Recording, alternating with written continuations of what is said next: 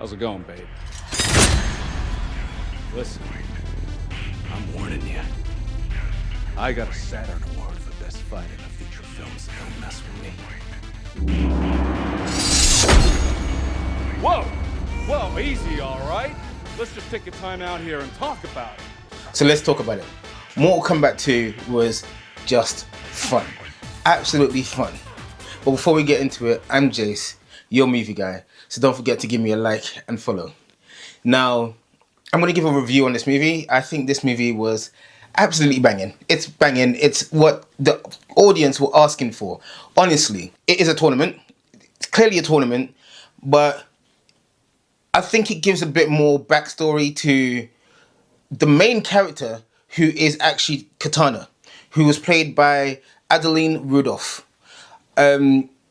I like the way that they try to advertise it, that it's a Carl Urban movie, who obviously plays Johnny Cage, but it's not really about Johnny Cage at all. He's literally a side character. The main character is Kitana. The way that they portrayed her in the movie was absolutely banging, and the way that they portrayed her relationships with Jade and Shao Kahn and the reasons for what was happening was perfect. Like, obviously, from the games, you know that Shao Kahn is trying to unite all of the realms under his control, but by doing so, he's an evil, like, warlord. And in order to do so, he needs to fight 5 tournaments.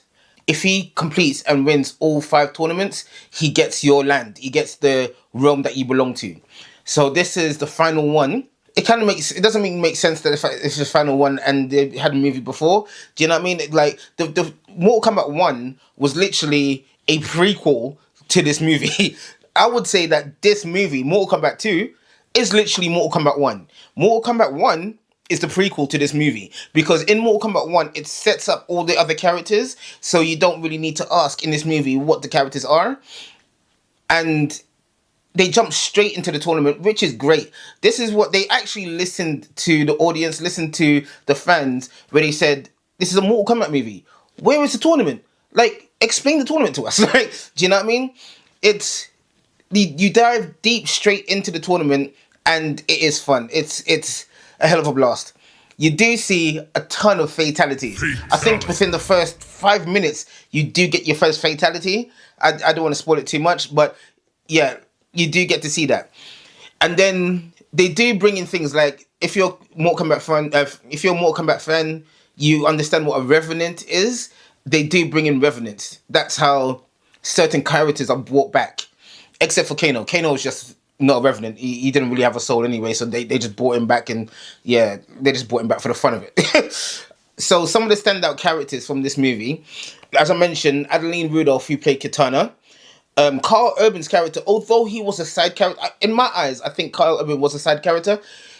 He was fun. He was funny. He did the job as Johnny Cage, and you do get the nut punch, which everybody is a fan favorite move. So therefore, you have to get it in the game.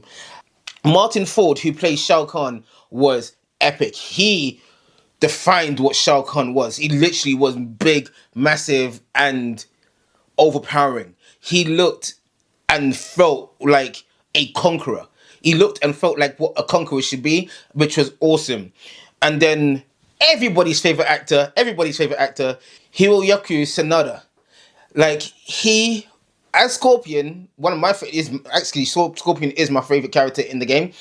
Him as Scorpion, Get over here! every time in both movies, Mortal Kombat 1 and Mortal Kombat 2, he kills it as Scorpion. Obviously, you do also see Noob Saibot as well, which everybody's waiting for. He played him absolutely banging.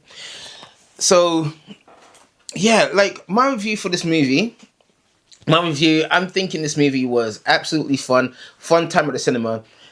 I understand why I think in America it's rated R, but over here it's a 15.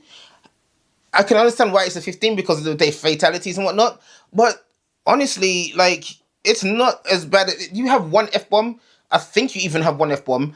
And then other than that, it's just straight fighting. Like, it's straight hand-to-hand combat. And don't get too close to certain characters because they might not survive the end. Do you know what I mean? Certain characters might not survive to the end of the movie. Just saying. But the way they laid out the end of the movie was good. They didn't drop it off a cliff like how Mario Galaxy did. Like the Mario Galaxy, like the whole movie was good, like okay, and then it just felt like it was a drop, and that was it. No, the way that they ended this movie was well ended, and it sets up the next one. I don't want to give away too much, but it does set up the next movie in a good and interesting way, making the audience feel like they want more. So my rating for this movie, being perfectly honest, like I said in my stories, I'm gonna give it a 7. Definitely a strong 7 out of 10 because it's not the movie. It's not a movie like, oh my god, it's mind blowing. No, no, no, no, no. It's a fun movie where you want to go to watch it and you want to enjoy. You're not going there to analyze this movie at all. It's not a movie to analyze. It's not a movie to put up in the greatest of all time movies. No, no, no, no, no. There are flaws. There are complete flaws in this movie. I can't lie. There are some flaws, but it's a fun movie that you can go watch, enjoy, and be happy that you paid money to watch this movie. It's a great fun time at the cinema. That's what I think. Anyway, if you've watched the movie, let me know what you guys think by putting the comments in the box below. I've been Jace, your movie guy. Don't forget to give me a like and follow, guys. Cheers.